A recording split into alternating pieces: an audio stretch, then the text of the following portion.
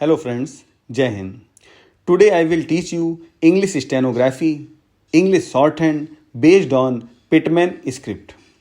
आज मैं आपको पिटमैन स्क्रिप्ट पर आधारित इंग्लिश स्टेनोग्राफी, इंग्लिश शॉर्टहैंड सिखाऊंगा। पिटमैन स्क्रिप्ट सबसे इजी और कम समय में सीखे जाने वाली स्क्रिप्ट है। मेरा प्रयास रहेगा आपको इजी मेथड से स्टेनोग्राफी सिखाई जाए। चलिए स्टार्ट करते हैं। Shorthand is based on sound.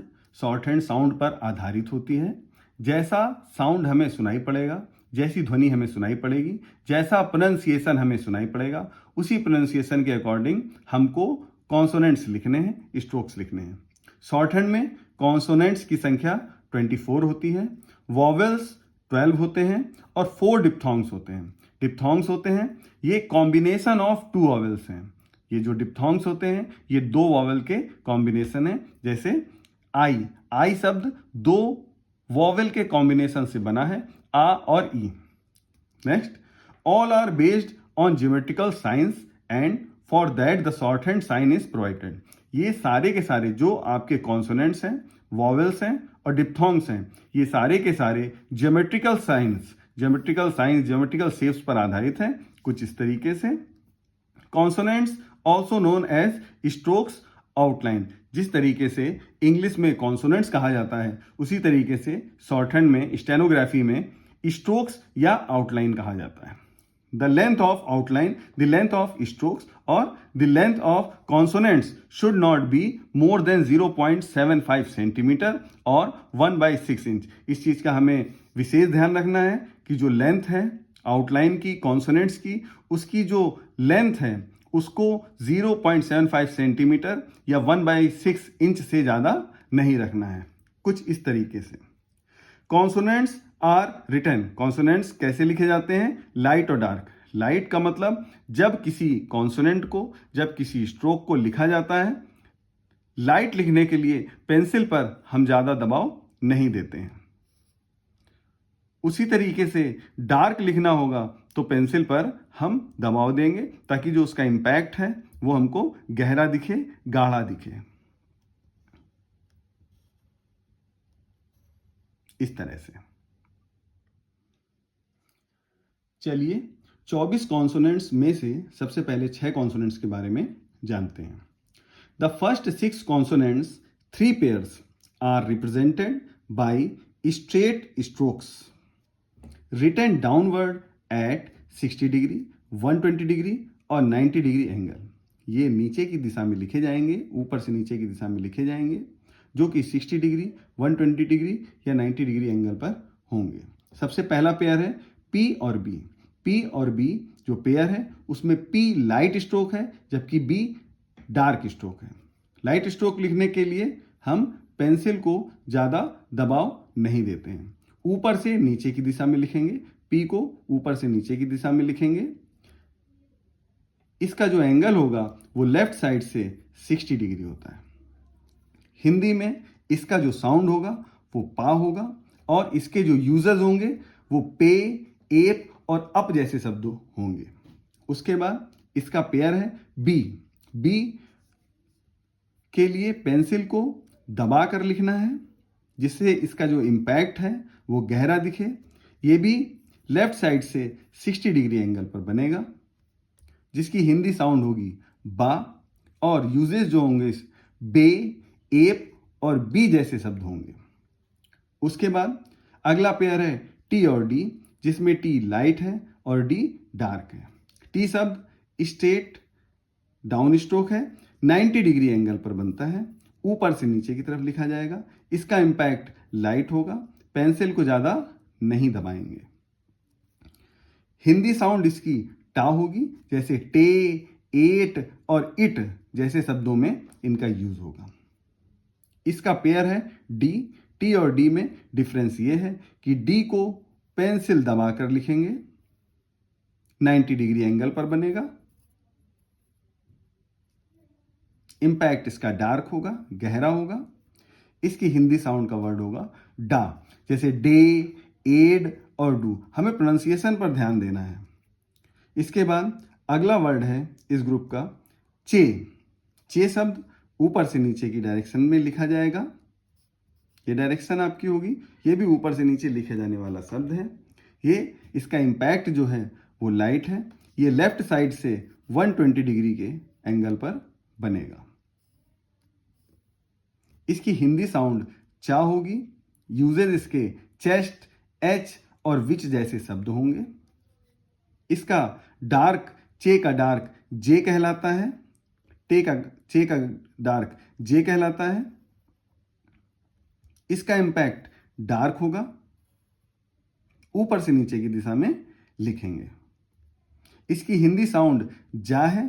Usage इसके जेस्ट, एज और एज जैसे शब्द होंगे। The next 8 consonants 4 pairs are represented by curved strokes. Curved strokes होते हैं जो एक सर्कल का पार्ट होते हैं। रिटन डाउनवर्ड्स, ऊपर से नीचे की दिशा में लिखे जाते हैं। इसमें सबसे पहला पेयर जो है एफ और वी है।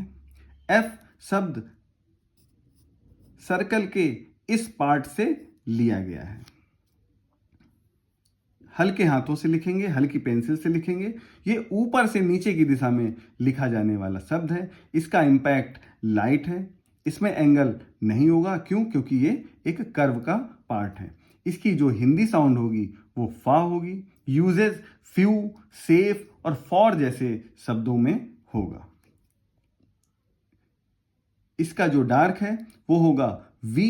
यदि इसको पेंसिल को दबाकर लिखा जाए तो ये वी कहलाएगा। इसका इंपैक्ट डार्क है। ऊपर से नीचे की दिशा में आने वाला स्ट्रोक है, डाउन स्ट्रोक है। इसकी हिंदी साउंड वा होगी। जो वी से वर्ड्स बनते हैं उनके लिए, जैसे व्यू, सेव और हैव। अगला पेयर है एस एच और जेड एच, इश या जी। एस एच सर्कल के इस पार्ट से लिया गया है। यह एक डाउन स्ट्रोक है। ऊपर से नीचे की दिशा में लिखे जाने वाला स्ट्रोक है। इसका इंपैक्ट लाइट है। हिंदी साउंड शाह और शाह जैसे शब्दों में यूज होगा। शब्द होंगे शी, विश या शैल जैसे शब्द बनेंगे। इसका जो डार्क होगा वो जेड एस होगा, जिसे हम जी बोलते हैं। ये भी ऊपर से नीचे लिखा जाने वाला डाउन स्ट्रोक है। जहां हिंदी साउंड है इसकी यूजेस मेजर, यूजुअल जैसे शब्दों में इनका प्रयोग करेंगे। इसका अगला पेयर है टी एच इथ और टी एच दी।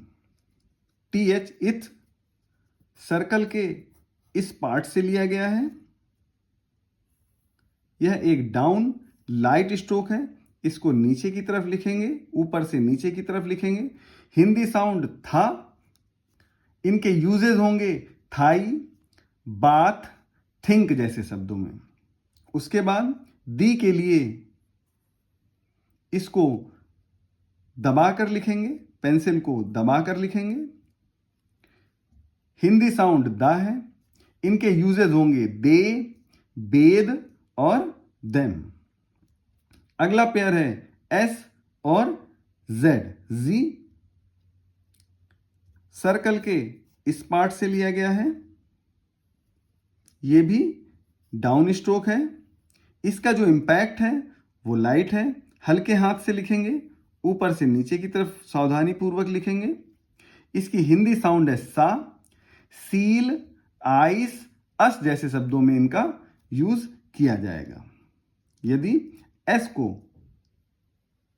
पेंसिल दबाकर लिख दिया जाए, पेंसिल पर जोर डालकर लिख दिया जाए तो ये जा हो जाता है। ये उर्दू का शब्द जा है। हिंदी साउंड इसकी जा होगी।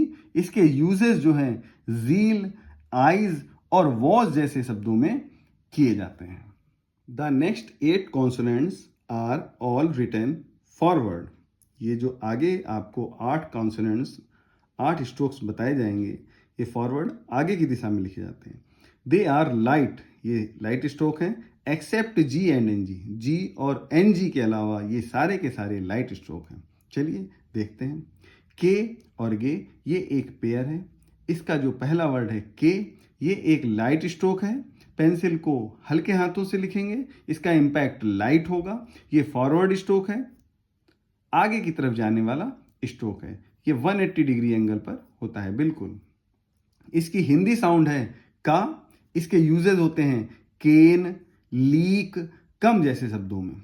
उसके बाद यदि के को हाथ दबा कर लिख दिया जाए तो ये गे हो जाता है, गा हो जाता है। ये भी 180 डिग्री एंगल पर फॉरवर्ड स्ट्रोक है, आगे की तरफ जाने वाला स्ट्रोक है। इसकी हिंदी साउंड होगी गा। इसके यूजेस होंगे गेन, लीग और गिव जैसे शब्दों में। इसके बाद अगला स्ट्रोक है एन। एन शब्द सर्कल के इस पार्ट से लिया गया है, इस पार्ट से लिया गया है। यह एक कर्व स्ट्रोक है, लेकिन आगे जाने वाला स्ट्रोक है। इसका जो इंपैक्ट है वो लाइट है, लाइट स्ट्रोक है। इसकी हिंदी साउंड ना होगी। नो, नून और नन जैसे शब्दों में इसका प्रयोग किया जाएगा। यदि एन को गहरा बना दिया जाए, यदि इसको गहरा बना दिया जाए तो ये एनजी, इंग जैसे शब्दों में इनका यूज होगा। हिंदी साउंड अंग में इसका यूज होगा। इसके यूजेस हैं लॉन्ग, सिंग और थिंग। इसके बाद जो अगला कॉन्सोनेंट है वो एम है। यह एक लाइट स्ट्रोक होता है, सर्कल के इस पार्ट से लिया गया है।